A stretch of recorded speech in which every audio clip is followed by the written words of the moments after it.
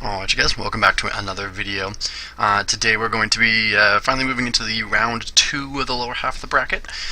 For a while there, we were busy with some other stuff, and round 1 was going to take forever because we knew we had the Palkia-Dialga game in round 1,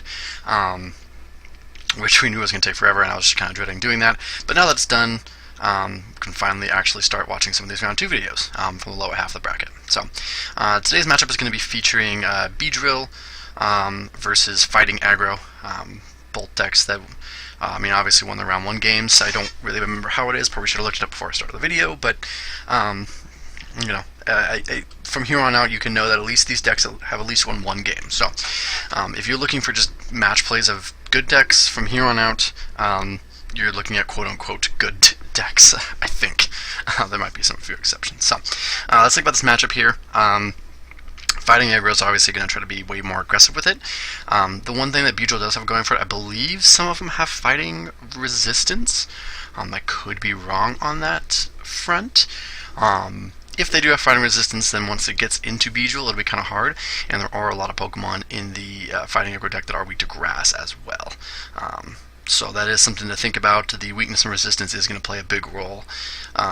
But starting a Stunfisk here with the low HP Pokemon is going to really impact the rest of the game, I would feel, at least. Yeah, that's just going to how it be. Starting the Spiritomb against the Stunfisk. The Stunfisk is just going to be able to freely hit and put a lot of pressure on him early, especially if I can get another fighting energy down. Then he can't Darkness Grace again, so it's not a bad idea to go for a Rumble here. But I also might want to try to figure out a sort of a backup strategy. So we'd get the Crab Brawler. I mean, if I have a fighting energy in my hand, I don't grab a fighting Pokemon. Obviously, I have the Claydol in my hand for next turn, so I'm good there. Let's see if I have the energy. Yeah, I do. So it will be a Rumble here, going to 5, so that it really takes out his Darkness Grace ability. And if he doesn't want Darkness Grace, obviously he will kill himself. So being able to hit that 40 is actually very big, because it forces Grady into a situation that most Spiritomb starts aren't used to. And that's the aggression of getting 40 damage on it early and not really falling behind, but not optimally setting up. But especially with a deck like Beedrill, that needs all this setup time to start doing damage to the mid to late game. Very, very big to be putting that 40 damage on there. So, I guess always look for opportunities for that, I would say. Judge here is not that big of a deal, just because Grady can play a second supporter. He didn't judge into a good second supporter, obviously, with the trump card, unless he's got a way to switch out Uxie or something like that. That would be the only other scenario I got. But looks like I'm going to go ahead and Hex and play the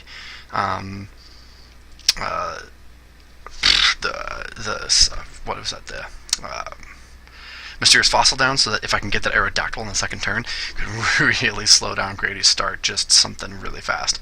The Hex just kind of says, hey look, you can't play supporters, my hand is just garbage. I have the teammates, but outside of that, not looking too great, and Grady will copycat for 4 here. I do have a Stunfisk attacking, but outside of that, I don't got a lot. Next turn, if he doesn't evolve this Weedle, I'll be able to kill it with the Laser and a Rumble.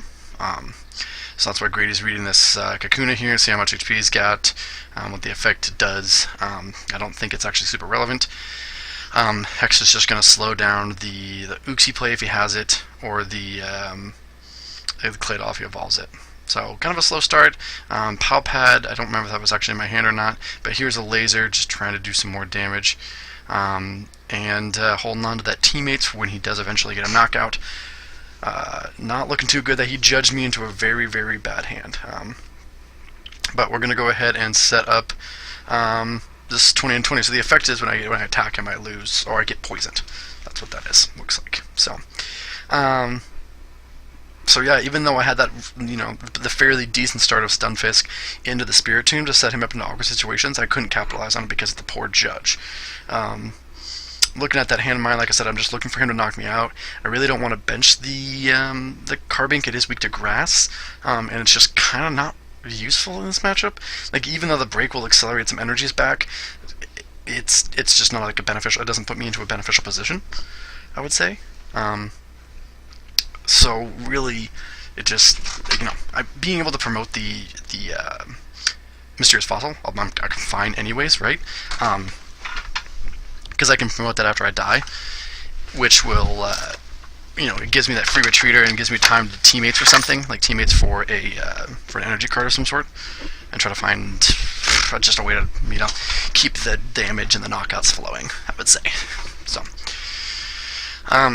Grady just playing all the stuff to evolve to further his setup. He needs these Beedrills out.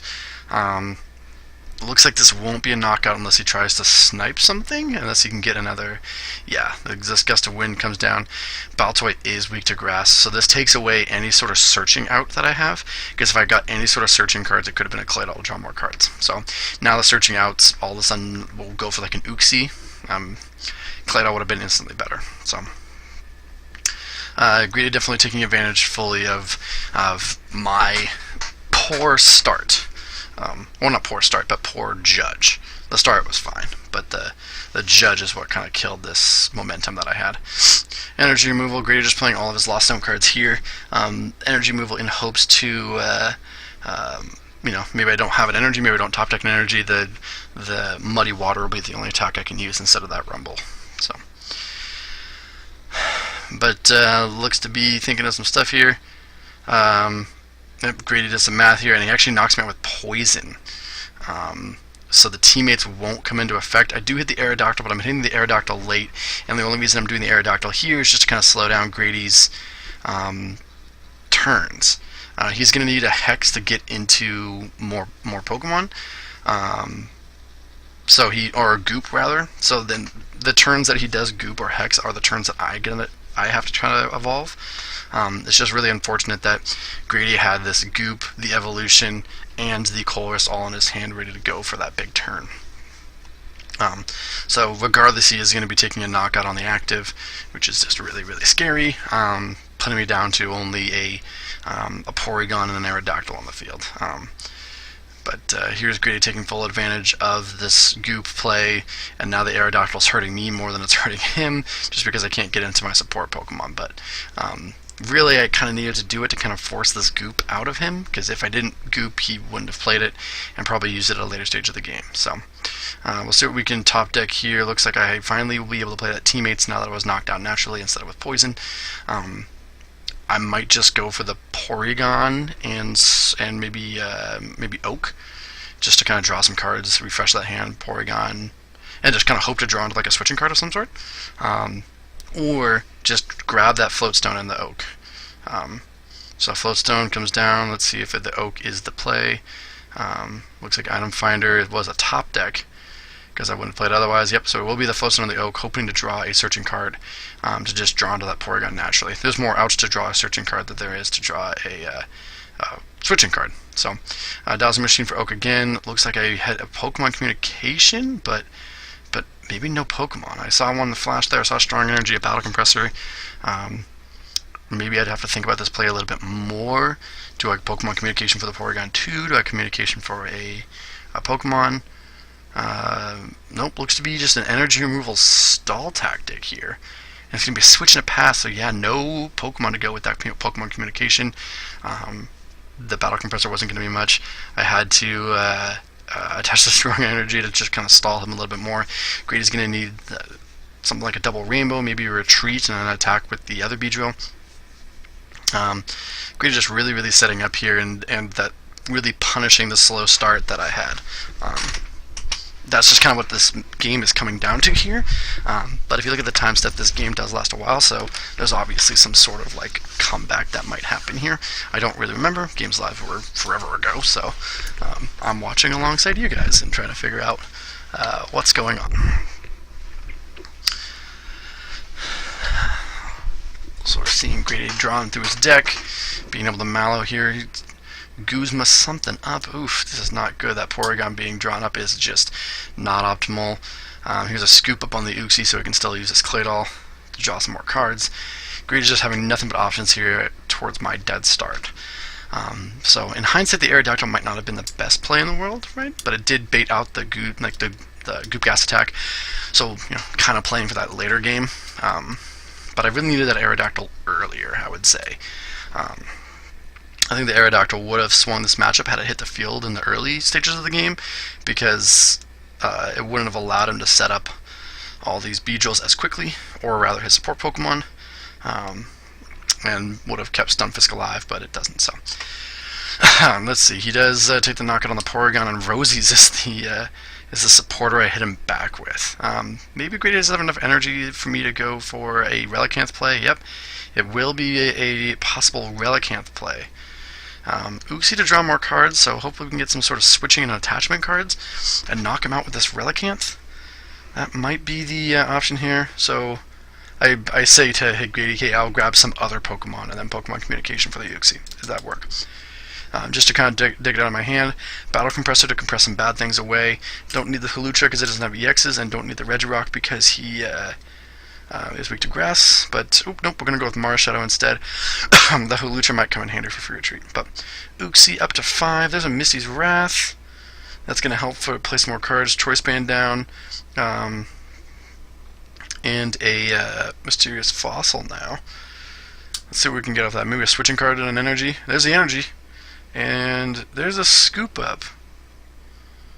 And he's just like, why don't you scoop up the active? And I was like, you know what, good point. It kind of evolves or gets my evolutions back out. And I will take this knockout onto the Claydol. So if I recall correctly what the Relicanth does, it just does more damage for every tool and stadium on your opponent's side of the field.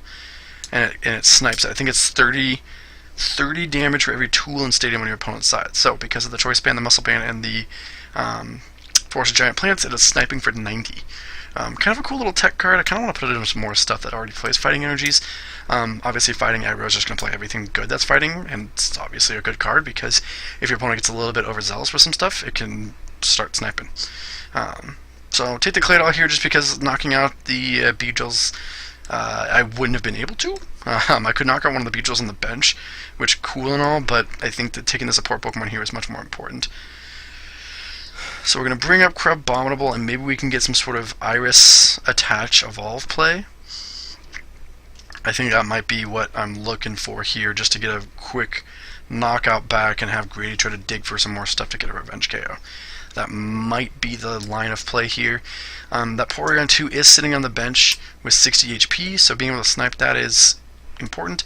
If I had known, if I had known this stuff was coming up, I would have promoted the Mysterious Fossil. So I obviously have a plan in play. I could have done the Stunfisk snipe and set some stuff up, right, just to get both of his support Pokemon up. But instead we go Strong Energy and Oak, so we actually were looking for this evolution, so it doesn't look like he has fighting resistance, so we're looking for the evolution knockout. Really trying to Oak into a lot of things this game, obviously. Just really hoping I draw into like searching cards and evolution, just testing my luck. There's a Lux Ball, so there's a Crabominable. I don't really remember how much HP this Beedrill has. I'm swinging for 100 right now. Maybe we can try to hit that Muscle Band. Looks like we put the Relicanth back down. Yep, so we hit the 100. I did need the Muscle Band, so it was kind of a tall order to go for, but I'm already kind of behind. This does set him up for a Stunfisk play. I could promote the Mysterious Fossil, bench Stunfisk, attach, retreat into it, and take a double knockout here. Maybe following an N to kind of crawl myself back into this game. That energy down onto the Beedrill down on the bench is really big because it does take 2 attachments, and getting that can sometimes be tricky. So if I can get that Stunfisk play, like I said, with a N and maybe an energy removal, that's the only way I see this game really swinging into my favor, especially since I have no support Pokemon. So I'm going to need kind of a home run play, just because I can't have this game go 1 or 2 many more turns, because he can just start taking knockouts. The other half of this equation actually is that his Beedrill is not knocking out the Crabominable. It is a 140 HP, so if I can get some sort of max potion play here, even better. Looks like Grady is opting to play the Broken Time Space and to try to get into his Claydol, which he does. But what that's going to do to me is that's going to opt me into hitting my support Pokemon now. So I think it was a little bit of I think it's a greedy play. I really don't remember who wins this game. Like I said, I'm watching alongside you guys. There's my hand. That Ultra Ball is going to be nice to search for a support Pokemon of some sort. I do have that N in my hand, so maybe it goes... I have the Stunfisk play.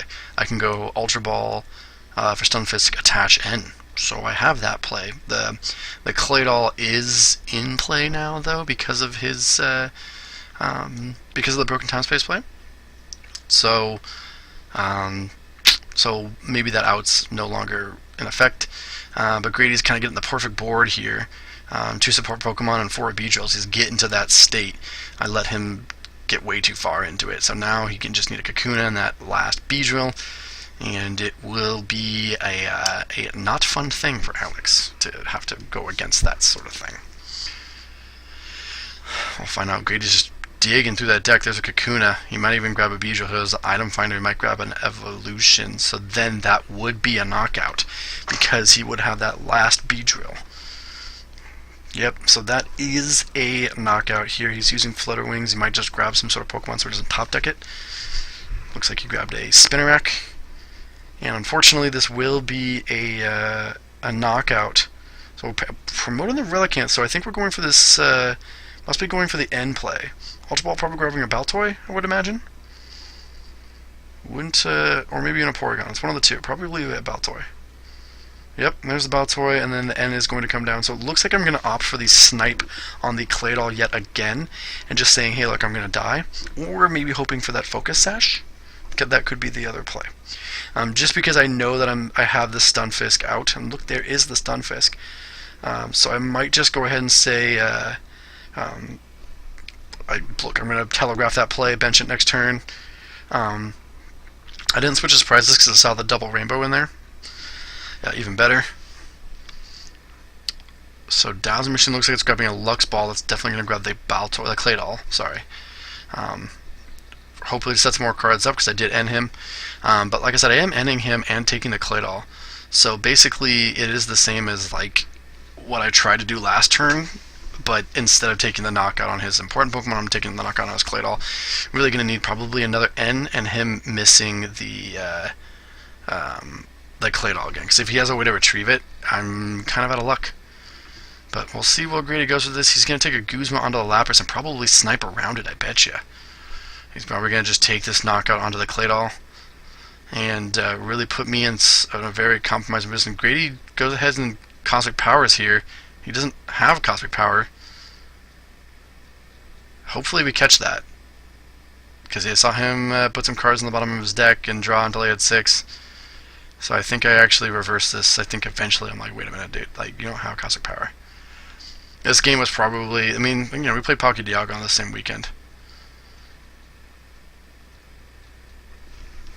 So we'll see if I catch that. Hopefully I do. I don't know if it's going to matter too much because he's already way far ahead. We will see.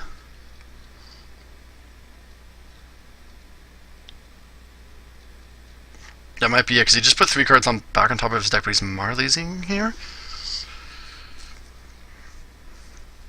For item finder and junk arm. So it looks like Grady didn't catch the Claydol play, or I didn't catch the Claydol play. So it's a big swing there. Because Grady's still playing. I can't see how many cards in his hand, but yeah, that is a big boo boo.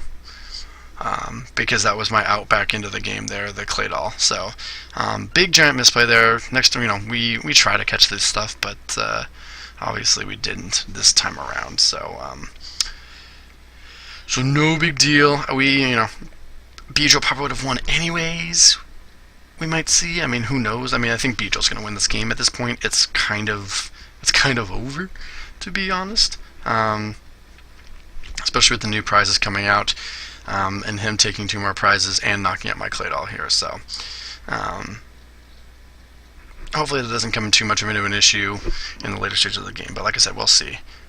The writing's kind of already on the wall. It's 2-5. So even without the Claydol, he would have been up 2-5, and me not being able to take a knockout onto the Beedrill because the Guzma still would have came down.